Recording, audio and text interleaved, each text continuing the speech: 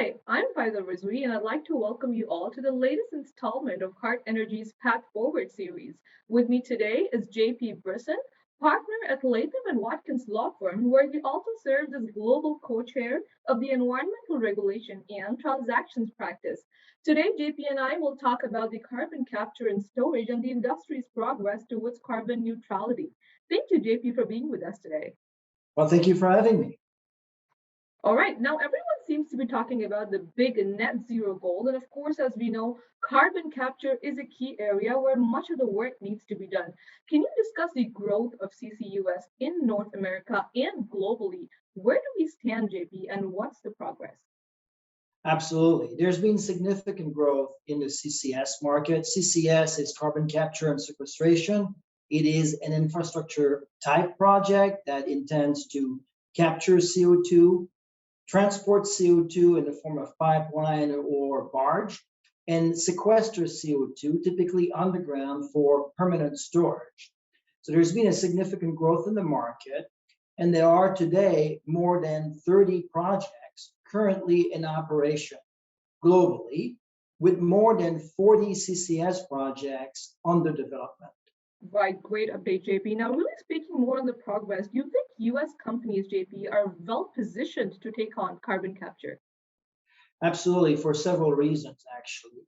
First of all, the US is the leader in CO2 injection and sequestration. Companies in the US have been injecting CO2 since the 1970s, which builds credible, extensive capabilities in the US oil and gas industry. The second reason is, naturally the US is blessed with, very good world-class sequestration capacity. That capacity is primarily located in Texas, California, and in the Midwest. This is world-class because it is secure, it is considered to be safe, and the capacity to sequester is also outstanding. Many years of worldwide emission could be sequestered in the US safely and permanently.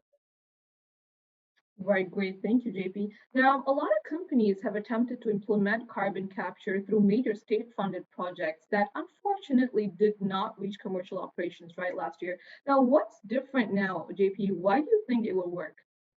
That's a good question. So under the Obama administration, I think most of your audience will remember that DOE attempted to guarantee loans for the deployment of CCS at very large scale projects. So what is different today? Well, the difference is, in those years, the goal was to implement CCS and capture CO2 at power plants.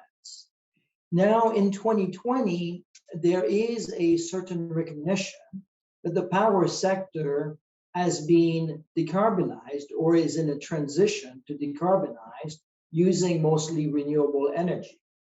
And CCS is thought of today as an application to reduce primarily CO2 in the oil and gas sector and in the manufacturing sector. So basically, it is going from power generation in the year 2000 to oil and gas and manufacturing today. Right, great. Thank you for that insight, JP. Now, one more thing that I'm interested to know about, JP, is that if you could talk to us about carbon capture as a revenue driver for oil and gas companies. What are your thoughts on that? Well, yeah, so, there are a couple of reasons why there's so much interest and investment in the CCS space, right? The first one is that, industry is now focused on capturing CO2, as I indicated, in the oil and gas and, manufacturing sector. The implication of that is that it is far more cost effective to capture CO2 at those sources than to do it at power plants, right? So the cost of implementing the project today are significantly lower than the cost that was contemplated 20 years ago. The second reason is what you just said, the revenue driver. So there are revenue drivers today in 2021 that did not exist 10 years ago. I'll mention a couple. First one is the 45Q tax credit, which provides a credit of up to $50 per ton sequestered using a CCS project. So that obviously is a significant incentive on developing carbon project in the oil and gas sector, for example. A second revenue driver is the California low carbon fuel standard. And for those projects that may be located outside of California, but which produce fuel that are intended for the California market, may also, meaning in addition to the 45Q credit, may also qualify for a carbon credit in California. And those trade spot today between $180 and $200 per ton. So when one adds the 45Q tax credit with the carbon credit that California provides for some CCS project, then all of a sudden, the potential revenue driver per ton of CO2 sequestered is way in excess of $200 per ton, which by my experience is the highest price on a carbon emission that has been put anywhere globally. Right, great point, JP. Like you said, a large number of companies are now, of course, investing in clean energy, decarbonization. Can you talk to us about the permitting considerations that companies need to be aware of for future CCUS projects? Yeah, so it is a highly regulated activity, especially if one wishes to generate a tax credit and an environmental credit, whatever the form, right? So there are, first of all, significant permitting requirements.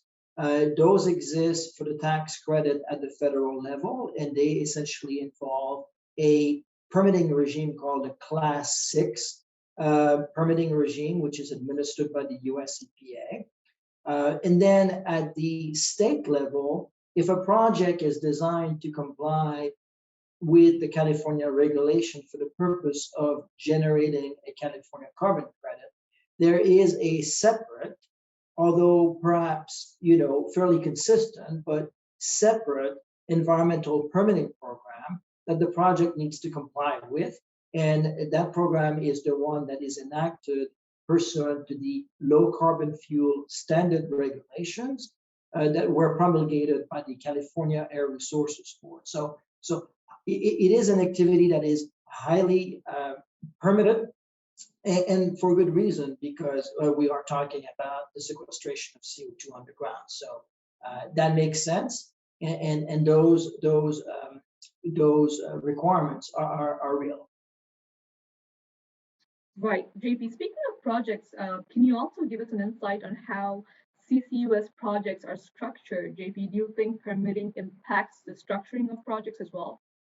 Yeah, so what's really interesting here is that the regulation, both at the federal level, but also in California and other states, were really designed having in mind one company essentially owning and operating every single component of a CCS project when, as everyone knows, including everyone who's watching this video, in reality, very often the CO2 source, for example, an ethanol refinery or natural gas processing facility, can be owned by one company.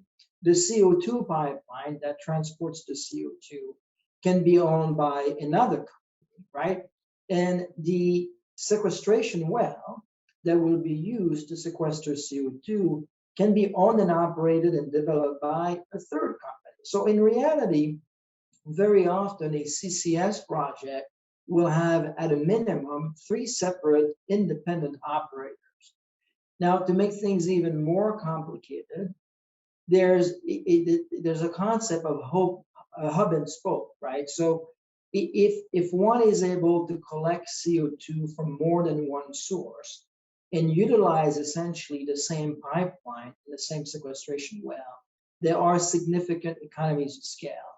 But the implication is that brings in, additional legal entities and operator in the connection with the same project. So really one of the challenges that, industry is having right now is how does one go about matching what happens on the ground in reality, right, with the theoretical construct that was contemplated in the regulation? And that is one of the key challenges in developing and implementing a CCS project today.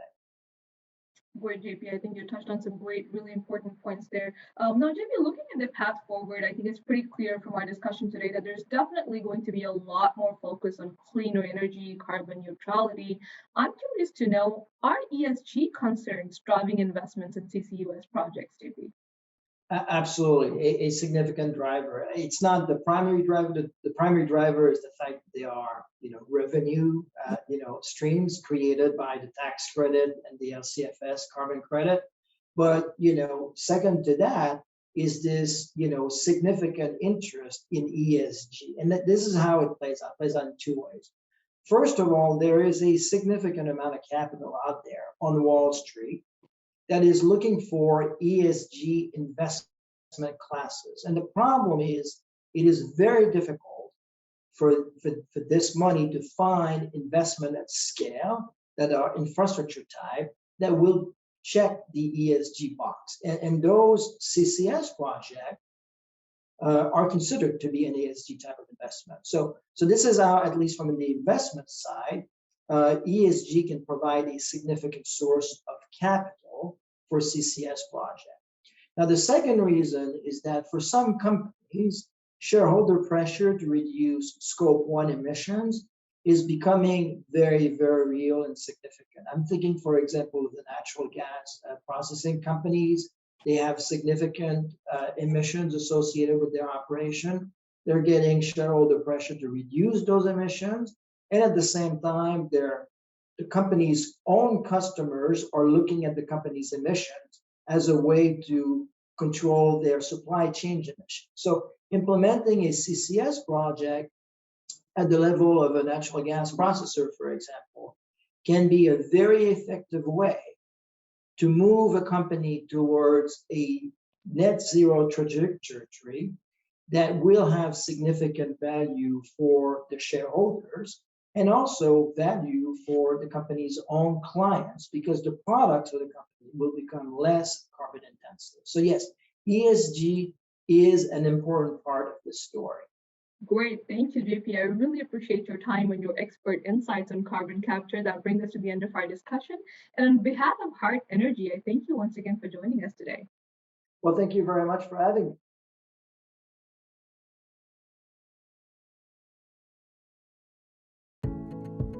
For more Hart Energy videos, follow our social media channels.